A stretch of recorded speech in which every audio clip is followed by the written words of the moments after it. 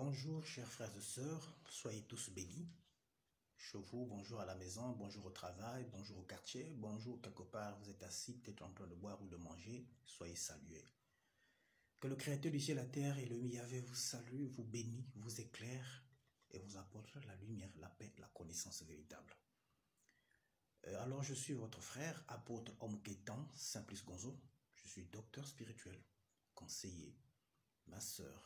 Je fabrique aussi des produits d'utilité spirituelle et aussi naturels, tels que les savons, les huiles et bien d'autres choses sur commande, sur demande des patients selon leurs problèmes, leur situation. Alors pour une histoire incroyable mais vraie, je voudrais vous parler de deux types de Jésus. Il existe deux Jésus. Il existe deux Jésus. Le véritable Jésus qui s'appelait Yeshua Hamashiach et le Jésus-Christ que nous avons dans la Bible, inventé, calculé, préparé, conçu spécialement par des hommes comme toi et moi à une certaine époque. Au IVe siècle, un certain Irénée, évêque de son état de Lyon, et en l'an 325 avec l'empereur Constantin qui constatait que le christianisme devenait tellement populaire et envahissait les populations et était un mouvement très puissant parce qu'il y avait des miracles, il y avait des conversions, il y avait des découps, des délivrances, il y avait des véritables contacts avec le Saint-Esprit et la nature.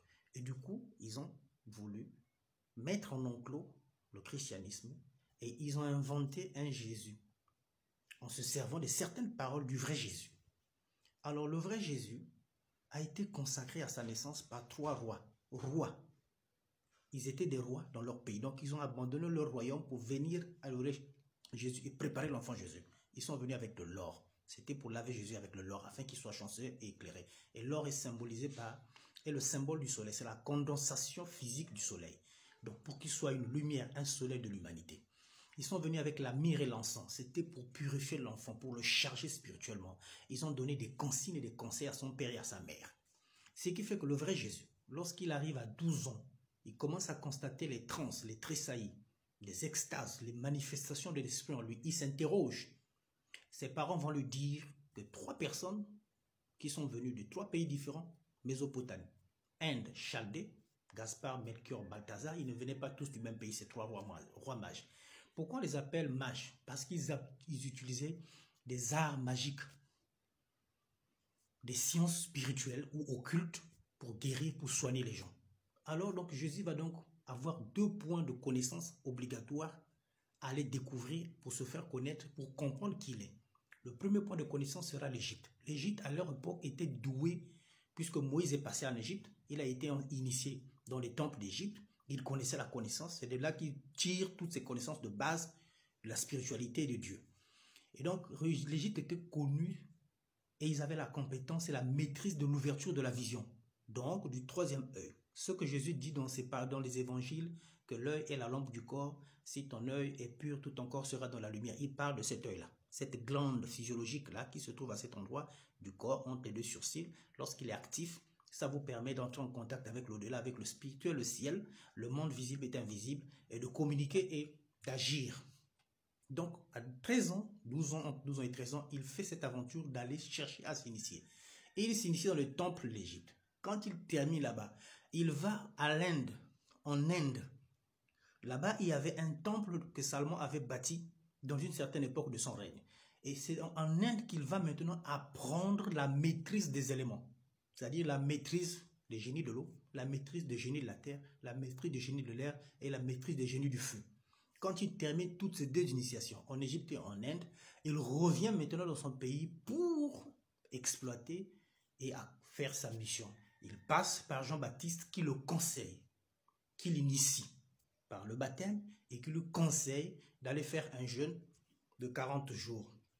Après ce jeûne de 40 jours, il est investi de pouvoir et de la puissance. Il a donc la possibilité de pouvoir s'exercer librement et faire sa mission. Mais avant d'exercer la mission, il y a un test que le ciel te donne. C'est le test de l'accusateur. C'est-à-dire l'esprit accusateur va se présenter devant toi pour tenter de te dévier de ta destinée, de ta vraie mission, de la volonté de Dieu. Il va te faire des propositions. Et cela arrive à tout grand initié, tout grand maître, tout grand serviteur de Dieu, passe toujours à un moment de sa vie où il a le pouvoir et la puissance, mais on lui demande soit de servir le mal avec ce pouvoir, cette puissance, ou de faire le bien. Et donc ce test arrive, il est seul, il n'a aucun disciple. Qui était là quand il parlait avec le diable? C'est lui-même qui raconte à ses disciples son histoire. Quand il fait son baptême, il est rempli du Saint-Esprit. Il part dans le désert, fait 40 jours de jeûne. Quand il converse avec le diable, qui était là en train de regarder et de suivre tout le spectacle? Personne. Et Matthieu raconte cette histoire comme un narrateur, comme si il était là témoin acteur. Non, c'est Jésus lui-même, seul, dans cette expérience de jeûne et de rencontre, partage cet enseignement pour prévenir et préparer tous ceux qui vont avoir des grandes missions, de diriger le monde, de diriger les gens, de conduire les gens vers la lumière, et qui doit savoir qu'il y a un test qui sera fait à un certain niveau de leur pouvoir, de leur niveau, de leur dimension spirituelle, le test de choix. Faut-il servir ce pouvoir pour le mal ou faut-il utiliser ce pouvoir pour faire le mal? Pour des gains ou des besoins personnels, il faut le faire ou faut-il l'utiliser pour faire du bien aux gens? Alors, et donc ça c'est le véritable Jésus. Et lorsqu'il fait sa mission, puisque les autres qui sont arrivés avaient chacun leur mission. Zoroastre est venu avec sa mission, Bouddha est venu avec sa mission, et Jésus arrive aussi, Moïse aussi avec sa mission, il amène le peuple à une certaine dimension de la loi, Jésus emmène le peuple à une certaine dimension aussi de la connaissance de la vérité, de la fusion avec le Père.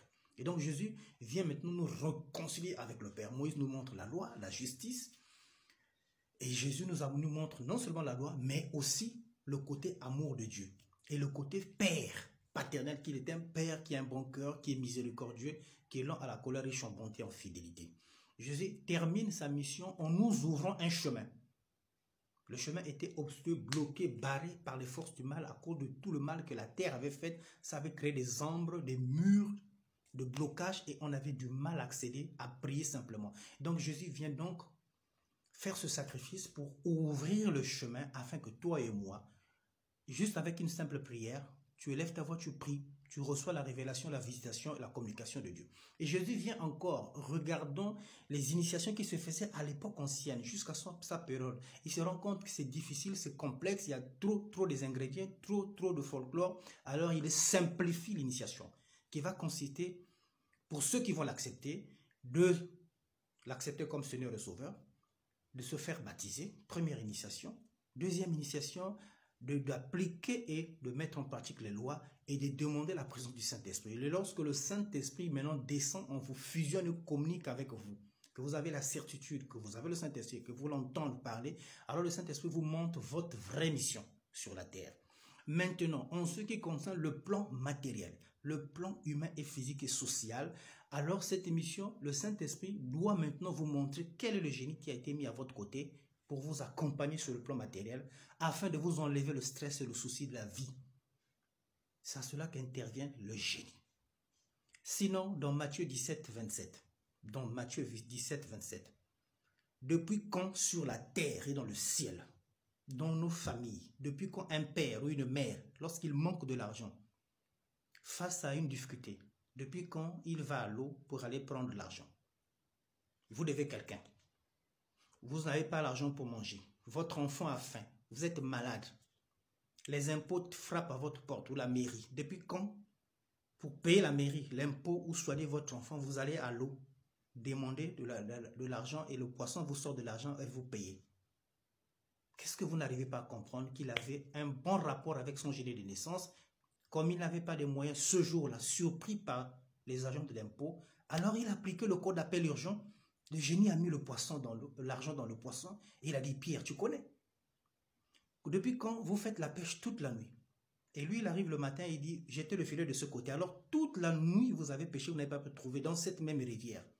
Mais parce qu'il avait un bon rapport avec son génie de l'eau et il savait, pouvait communiquer avec son génie de l'eau qui pouvait lui dire: à tel endroit, nous avons gardé le poisson, dites-leur de jeter le filet à cet endroit, ils auront le poisson. C'est aussi simple que ça. Tu as le Saint-Esprit. Cherche à connaître ton génie de naissance. Si tu fais inventer, créer, être un peu en harmonie et connaître les ancêtres qui t'accompagnent, comme Moïse et Élie qui accompagnaient Jésus. Soyez tous bénis pour un nouvel enseignement incroyable mais vrai. Réveillez-vous. Il y a le faux et le vrai Jésus. Le faux, c'est celui qu'on vous a mis